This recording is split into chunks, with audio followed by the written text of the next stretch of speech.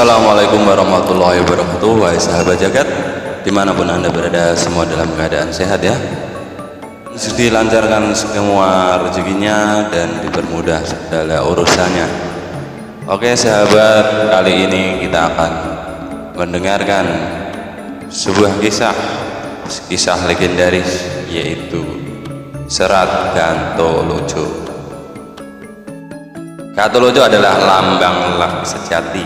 Ia yang mampu memahami proses penciptaan manusia melalui lingga dan yoni, yang menjadi penyebab turunnya roh ke bumi. Lelaki sejati adalah ia yang sanggup mengendalikan segala anasir dalam dirinya. Kembara Gantolojo menaklukkan 5 wanita, mempresentasikan unsur-unsur halus di dalam diri manusia, yaitu Retno Dewa Lupitwati atau Yoni Kundalini, Pleno Gembuk atau memori, Dudul Mendut atau kesadaran, Roro Bawu atau emosi, dan Dewi Bleweh pikiran. Seolah berbicara kepada diri sendiri, Gantolojo kemudian membabar rahasia ilmu sejati dan ketuhanan dengan bahasa yang memukau dan syarat makna. Oke, bagaimana kisahnya? Mari kita dengarkan. Episode pertama, Gantolojo sang lelaki sejati dengan 3 kiai. Terdapat sebuah pondok pesantren di suatu wilayah, yaitu bernama Rejosari. Ada kiai yang berkedudukan sebagai guru berjumlah 3 orang. Mereka sangat pandai mengajarkan ilmu. Banyak santri terpikat untuk berguru. Seusai salat subuh, ketiga kiai telah bersepakat hati. Ketiga guru tersebut berganti busana hendak melakukan perjalanan, dan semua santri telah menanti. Tepat saat pagi menjelang, berangkatlah mereka bersama-sama. Diiringi 6 murid yang menguntit di belakang, masing-masing membawa sesuatu. Yang dibawa banyak kitab, jumlahnya 24. Tujuan perjalanan hendak bertandang ke tempat seorang sahabat yang juga menjadi guru dari banyak santri di pondok pesantren Cepekan, bernama Kiai Hasan Besari. Sangat terkenal kepandaiannya menguasai segala macam ilmu, sehingga para guru pun berguru kepadanya. Tak ada yang mampu mengimbangi ilmunya. Terkenal dan dihormati, sangat besar pondok pesantrennya karena memang muridnya sangat banyak. Menurut kabar, santrinya ratusan. Kembali kepada yang tengah berjalan, mereka bergerak ke barat. Tak ada mendung bergelayut, sangat terang langit pada saat itu. Semakin siang perjalanan mereka semakin jauh. Sinar hiang rawi matahari terasa panas menyengat. Oleh karenanya mereka memutuskan untuk berhenti di tepi jalan, tepat di bawah pohon beringin yang sangat rindang. Segar terasa dan semua mengeluarkan sapu tangan yang kemudian dibentangkan di bawah beringin, dipakai sebagai alas duduk, berjongkok setengah bersimpuh. Tongkat ditancapkan di atas tanah. Para murid duduk semua, mengambil posisi di depan menghadap kiai guru, berjajar-jajar. Dihembus semilir angin, bibir ketiga kiai guru berkomat amit melantunkan doa sembari menghitung-hitung biji tasbih mereka masing-masing. Karena murid turut berdoa, berzikir sembari kepalanya melenggak-lenggok, mengangguk-angguk dan menggeleng-geleng. Belum begitu lama mereka lantas melihat seorang manusia yang buruk rupa bagaikan seekor dandang atau burung hantu yang tengah berjalan. Postur tubuhnya pendek dan kecil, rambutnya keriting, kulit wajahnya kasar, bermata kera, tatapan mata yang tidak lazim. Alisnya tebal serta bertemu ujung keduanya, hidungnya pesek, mulutnya maju, giginya gingsul besar berwarna putih, bibirnya tebal berwarna biru, janggutnya tumpul tidak runcing, melebar jelek, pipinya agak kempot dan daun telinganya maju seperti telinga gajah, sedangkan lehernya besar serta pendek. Pundaknya turun seperti luruh ke bawah, tangannya pendek serta tidak lurus, jari jemarinya tidak rapi, dadanya kempis, perutnya buncit kecil dengan pantat menonjol, lututnya kecil tidak rapi saat berjalan, kulit tubuhnya seolah bersisik dengan warna yang tidak sedap dipandang. Saat bernapas, suaranya terdengar tersengal-sengal bagi orang yang sedang kelelahan. Sebuah pipa yang dia bawa berasal dari pohon bambu kecil yang digosok. Warnanya kuning semu merah, diberi hiasan pada 3 tempat. Di bagian pangkal tengah dan ujung timah hitam yang dipakai hiasan sangat terlihat jelek, berwarna hitam pekat, tempat untuk menghisap telah gripis, berminyak kehitam-hitaman karena setiap saat terkena asap. Walaupun begitu tetap saja dipakai.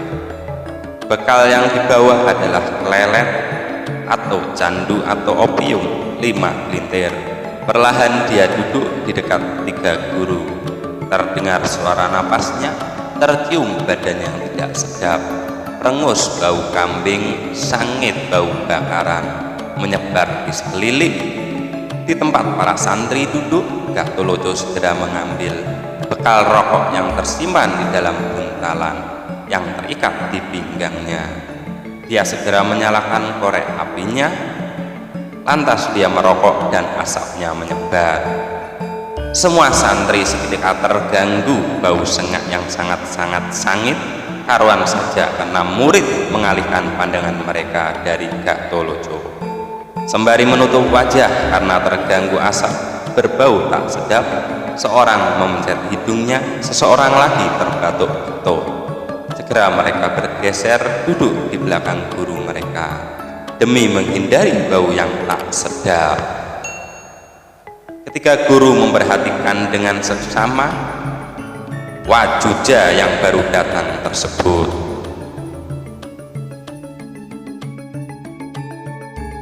Wajuja diambil dari nama sekelompok makhluk barbar pengganggu yang tertulis dalam Al-Quran, yaitu Ya'jud dan Ma'jud. Yang terlihat lesu raut wajahnya, hampir bersamaan mereka berucap, Astaghfirullahaladzim, A'udzu billahi minasyaiton, La ilaha illallah. Manusia macam apakah ini? Selama hidup di dunia aku belum pernah menjumpai manusia yang berwujud seperti ini. Sembari menoleh, berkatalah para guru kepada para sahabat dan santri, kalian semua lihatlah manusia kurang pengajaran yang tidak mengenal para nabinya. Di dunia sudah celaka, belum lagi kelak disiksa di akhirat berlipat 1000 siksaannya, lebih dari siksaan di dunianya sekarang ini. Oleh karena itu aku berpesan, rajinlah kalian mengaji supaya tahu syariat Rasulullah agar selamat dunia akhirat.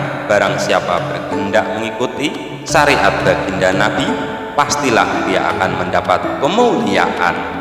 Barang siapa tak mengikut, dia bakal menemui celaka.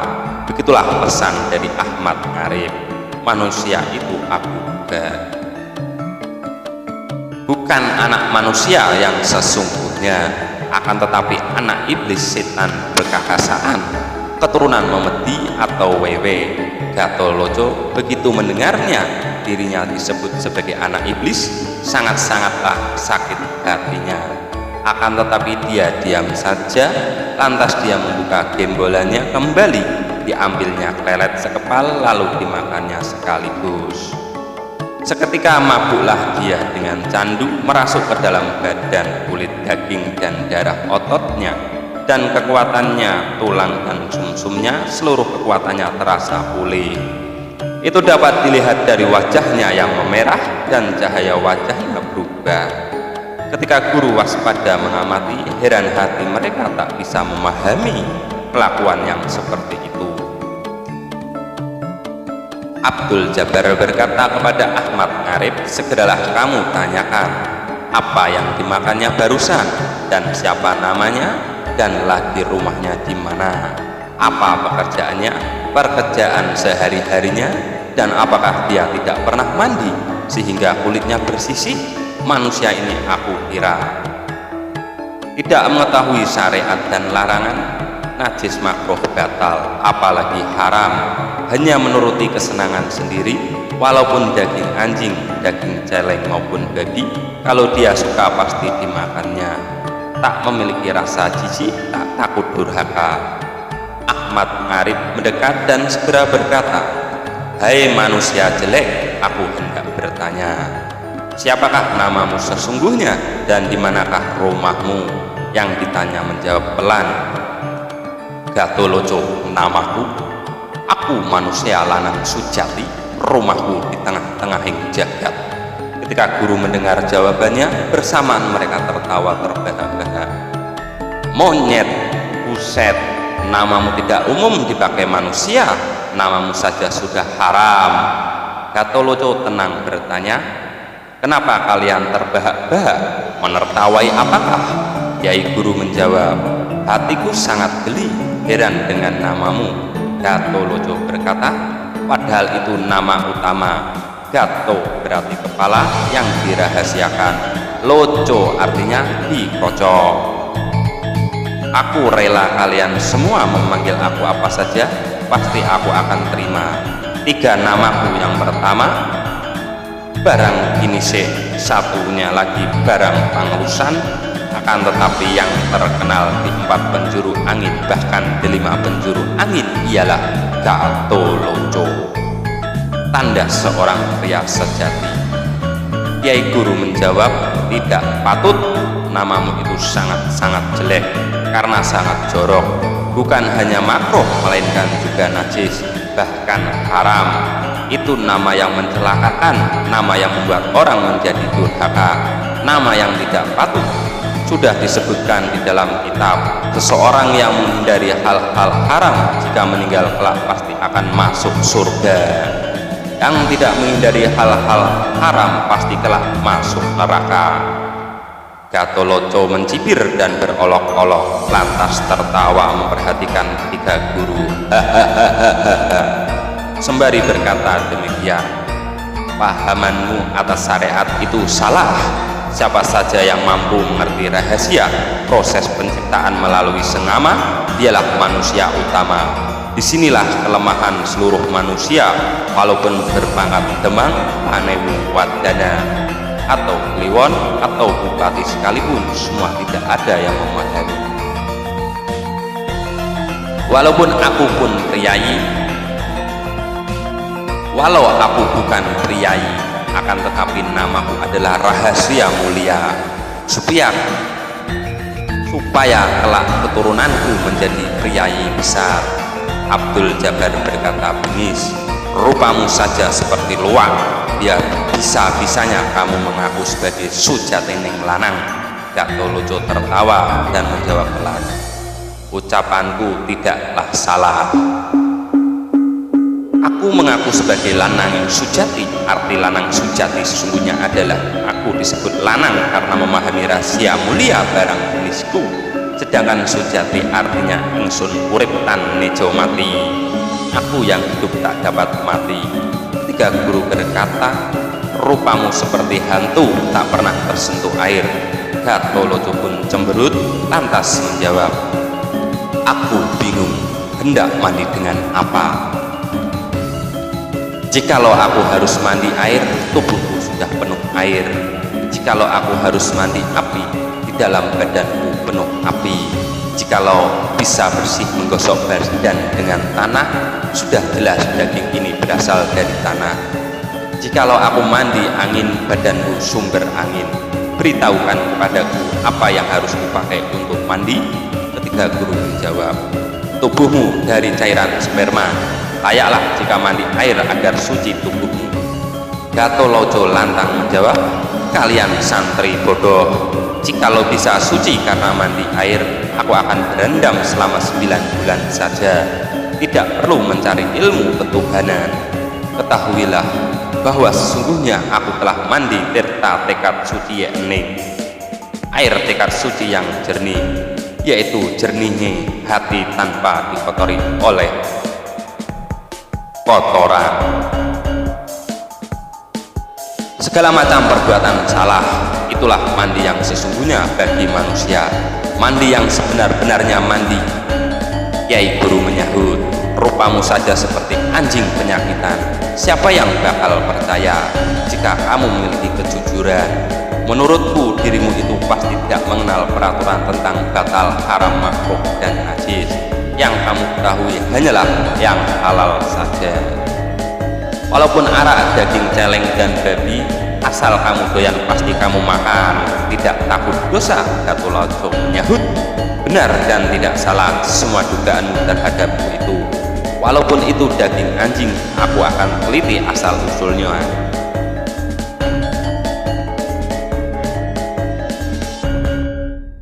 Aku akan teliti asal usulnya. Apakah itu diperoleh dengan jalan yang tidak menyakiti sesama manusia? Begitu juga daging babi dan celeng. Apabila didapat dari hasil beternak sendiri, bukan hasil curian, siapa yang bakal berani melarangku untuk memakannya?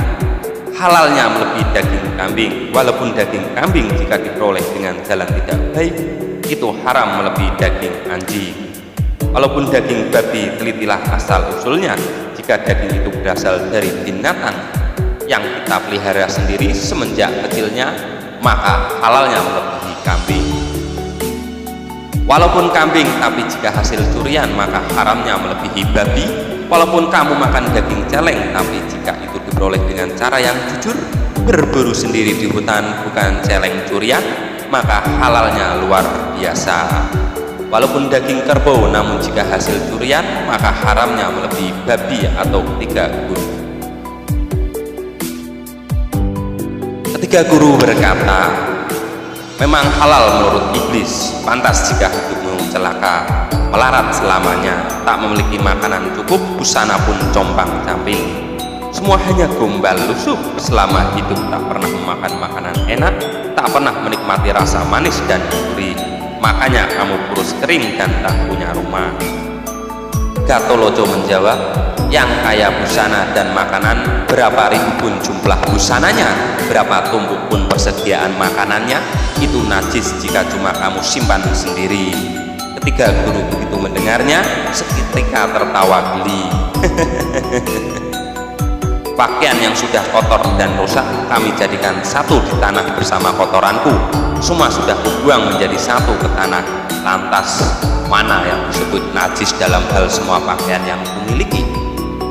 Gatholoco menyahut lagi, jikalau begitu jelas kalian hanya manusia lumrah, bukan manusia pilihan namanya. Berbeda denganku. Sesungguhnya semua yang ada di bumi dan yang ada di bawah langit adalah milikku.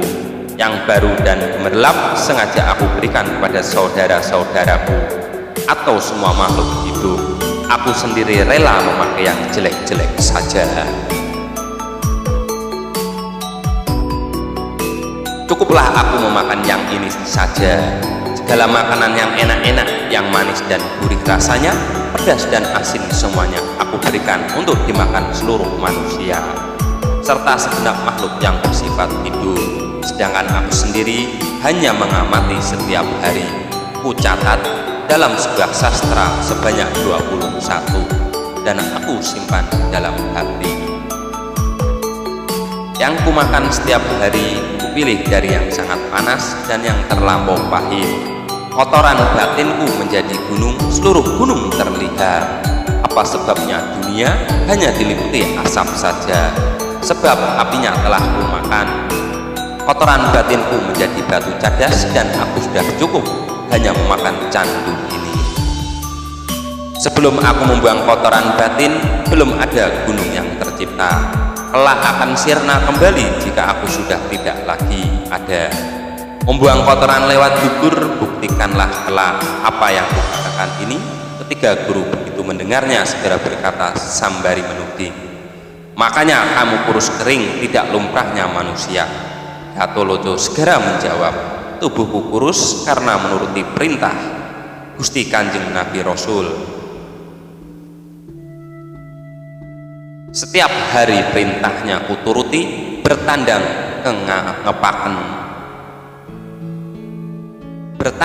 kengepaken,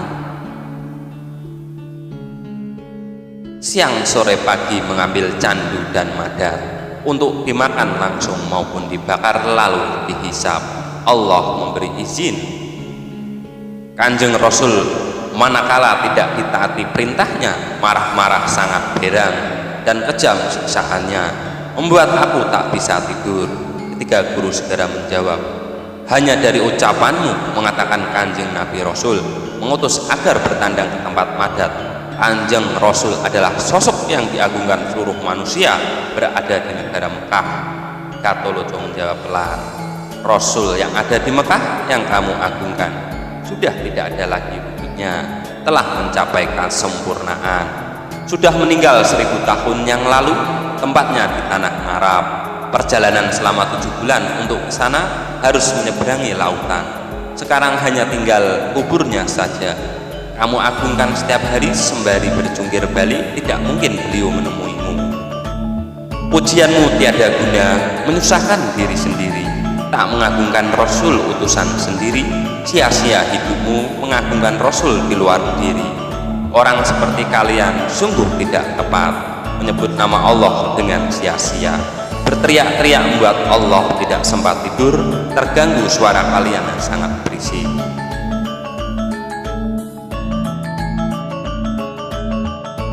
Rasulullah telah meninggal 1000 tahun lalu, lantas kamu teriaki dari rumahmu dengan harapan ditemui oleh beliau. Walau sempat melar lehermu, beliau tidak akan berkenan hadir menemuimu, hanya melelahkan diri sendiri. Tiada guna, tiga guru berkata. Ucapan yang keluar dari mulutmu salah tidak pantas, menghina sesembahan manusia sedunia. Gatholoco berkata, benar, wajahku tidak sedap dipandang disebabkan keprihatinanku karena ketempatan barang yang bukan punyaku. Semenjak kecil hingga sekarang aku sulit memberikan jawaban. Manakala nanti ditanya oleh yang punya agar aku mampu terlepas dari masalah ini, bisakah aku meminta pendapat kalian? Bagaimanakah aku nanti memberikan jawaban? Jangan sampai aku terkena hukuman. Ketiga guru begitu mendengar ucapan itu keras berkata, ternyata kamu pencuri, tidak pantas meminta pendapat kami. Kamu orang munafik, durhaka kepada Hyang Agung. Jika kami sampai bersedia mengajar kepada orang yang berbuat durjana, yaitu mengajarkan jawaban, tidak kurang bakal ketularan dosanya. Walaupun kami tidak ikut mencuri, namun bersedia memberi pendapat. Itu sama saja menyetujui perbuatan bangsat seorang maling, pasti akan ikut terkena siksa.